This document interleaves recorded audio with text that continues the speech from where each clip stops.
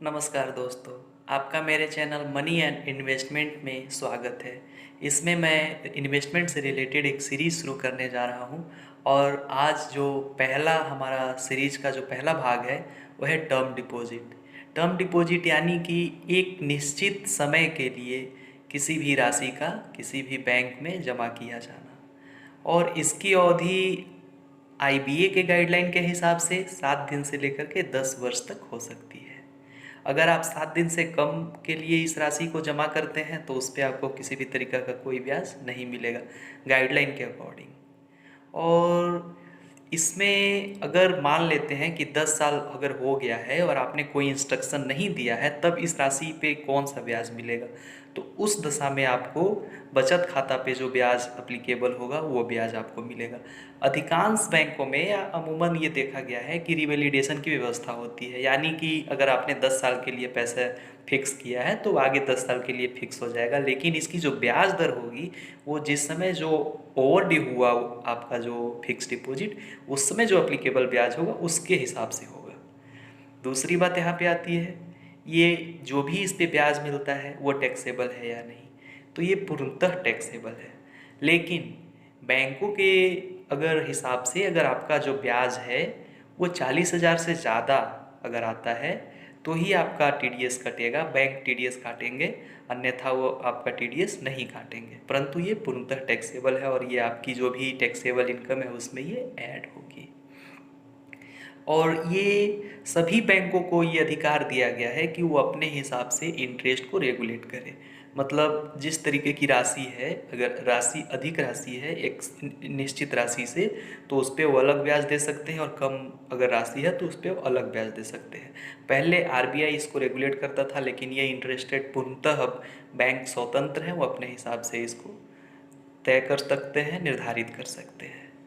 तीसरी बात इसमें कैलकुलेशन ऑफ इंटरेस्ट वो कैसे होती है, तो अधिकांश बैंकों में कैलकुलेशन ऑफ इंटरेस्ट ये क्वार्टरली कंपाउंडेड होती है, यानी कि हर 3 महीने पे जो भी आपका ब्याज है वो मूलधन का भाग बन जाता है। मान लेते हैं कि 100 रुपया अगर आपने निवेश किया है साल भर के लिए और उसका जो ब्याज दर है वो 6% है, तो अंत में आपको जो पूरी राशि मिलेगी ब्याज के साथ वो 106.14 मिलती है।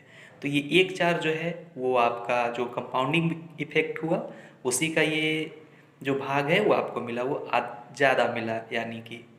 और फिर चौथी बात है इसकी प्रीमेच्योर विड्रॉल की। मान लेते हैं कि अगर आपको ज़रूरत हो पैसे की, तो उस केस में आप क्या करेंगे, तो अधिकांश बैंकों में कुछ पेनल्टी के साथ आपको वो पैसे निकालने की आज़ादी दी जाती है, कुछ पेनल्टी ली जाती है।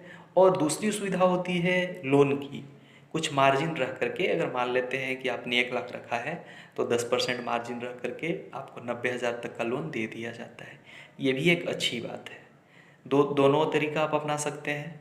इसके बाद जो सबसे बड़ी बात जो है यहाँ पे वो ये है कि इसके बावजूद, चूँकि इसमें जो जब आप कंपेयर करते हैं तो इसमें ब्याज बहुत कम है, फिर भी लोग क्यों प्रीफर करते हैं फिक्स डिपॉजिट करना, ये सबसे बड़ी बात है। तो इसका जो प्रमुख कारण है वो ये है कि लोग सबसे पहले तो इससे परिचित हैं, पूर्णतः परिचित हैं। फिक्स डिपॉजिट से करीब करीब सारे लोग परिचित हैं। अगर उनसे शेयर्स की बात की जाए, म्यूचुअल फंड की बात की जाए, तो ये थोड़ा सा अटपटा लग सकता है, बट फिक्स डिपॉजिट तो जानते हैं कि ये बैंक में है, ये पूर्णतः सुरक्षित है। और जो हमारा इन्वेस्टमेंट का रूल है उसके हिसाब से अगर हम देखें तो सबसे पहले कैपिटल की बात आती है कि भाई जो मेरा मूलधन है वो तो सुरक्षित होना ही चाहिए। तो जैसा कि डीआईसीजीसी ने भी अभी इंश्योरेंस, जो बैंक में जो भी पैसे रखे हुए हैं उसके इंश्योरेंस की राशि को बढ़ा करके 1 लाख से 5 लाख कर दिया है। तो इस तरीके से कैपिटल को देखा जाए तो वो सुरक्षित है, पूर्णतः सुरक्षित है बैंक में। दूसरी जो बात आती है वो लिक्विडिटी, यानी कि जब उनको ज़रूरत पड़े, तो कहने के लिए ये फिक्स डिपॉजिट है पर ये अनफिक्स डिपॉजिट ही है एक तरीके से, क्योंकि जब भी उस व्यक्ति को पैसे की ज़रूरत होगी या तो उस पर वो लोन ले लेगा या कुछ पेनल्टी दे करके वो अपनी राशि को वापस ले सकता है। और तीसरी जो बड़ी बात है वो बड़ी बात है कि इस पे रिटर्न, हाँ मानता हूँ मैं, कम है बट सुरक्षित है, पूर्णतः मिलेगा। मार्केट रिस्क जैसी कोई बातें नहीं है, जो बैंक ने तय किया है वो आपको ब्याज इस पे मिलता है। तो ये तीनों बातों को अगर आप ध्यान में रखते हैं तो फिक्स डिपॉजिट एक बढ़िया निवेश का साधन है। धन्यवाद दोस्तों। अगर ये आपको अच्छा लगता है, ज्ञानवर्धक लगता है ये वीडियो, तो प्लीज़ शेयर कीजिए, सब्सक्राइब कीजिए और आपका जो बहुमूल्य कमेंट है प्लीज़ मुझे बताइए क्या सुधार करनी चाहिए और आगे आप क्या जानना चाहते हैं मुझसे, क्या गलतियां हैं, प्लीज़ बताइए। धन्यवाद।